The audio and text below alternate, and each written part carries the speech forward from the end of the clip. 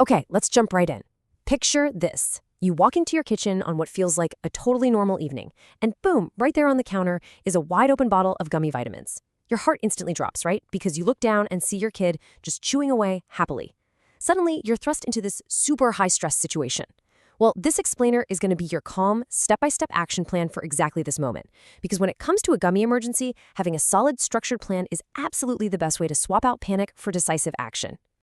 And then, to make it even wilder, your child looks up and just says, "They tasted like candy."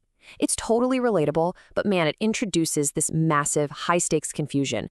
You're looking at the bottle, you're looking back at them, and you literally have no idea. Did they eat 3? Did they eat 30? The whole bottle could be empty. You're staring at something that looks and tastes exactly like a treat, but is actually packed with active ingredients, and your mind is just racing. So, what do you do? Do you wait for symptoms?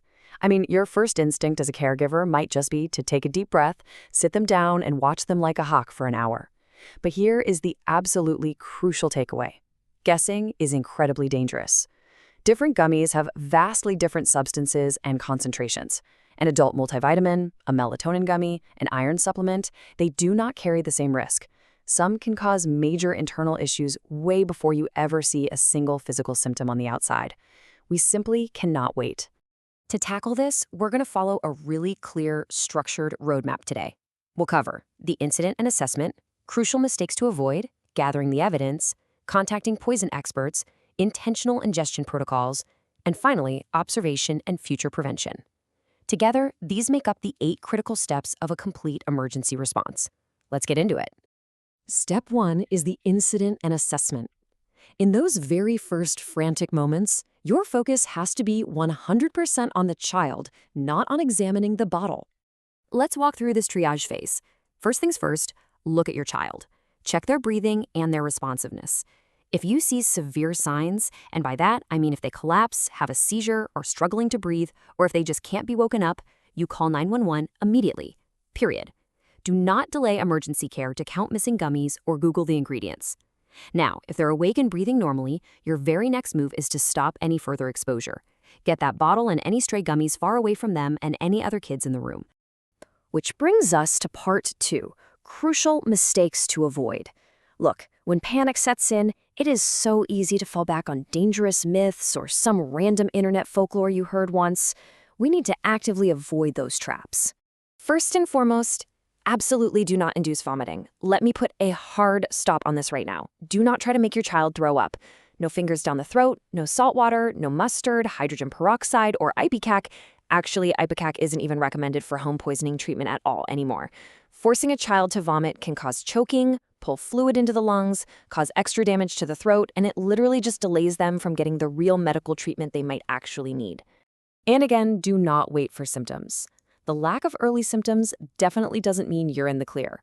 For instance, too much iron can cause some early stomach issues, but the severe organ damage? That happens later.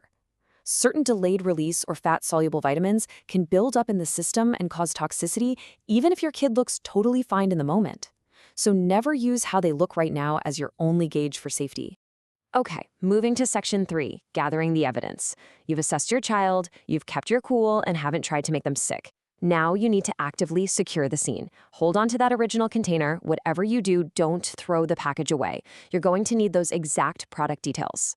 Because here's the thing, the fancy marketing category on the front of the label doesn't really matter.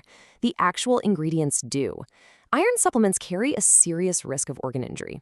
Stimulants, like certain botanical energy blends or caffeine, can trigger agitation, tremors, a racing heartbeat, or even seizures. And sedating products, like melatonin, can cause increasing sleepiness and make it hard to wake them up. Melatonin is especially tricky because those gummies look exactly like candy, but the actual product could contain other herbs or have wild variations in what's actually in them compared to the label. You absolutely need that exact ingredient list to know what you're really up against.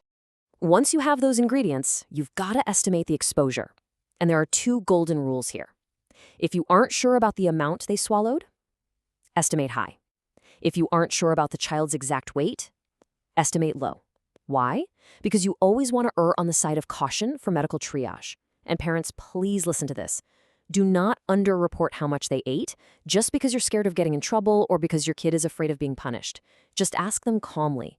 The goal here is accurate medical care, not discipline. Section 4 is where we bring in the pros, contacting poison experts. You've got your evidence, so now it's time to communicate it clearly. You'll want this specific information ready before you even dial the phone.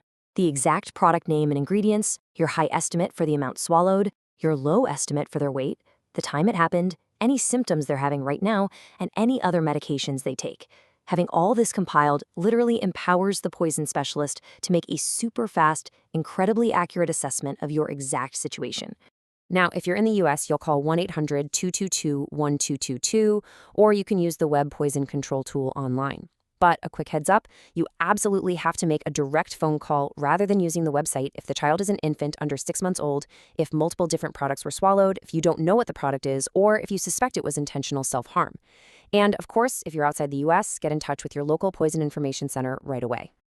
We also need to touch on a very sensitive but crucial topic in Section 5, intentional ingestion protocols. If you're dealing with a teenager, the whole emergency response completely changes.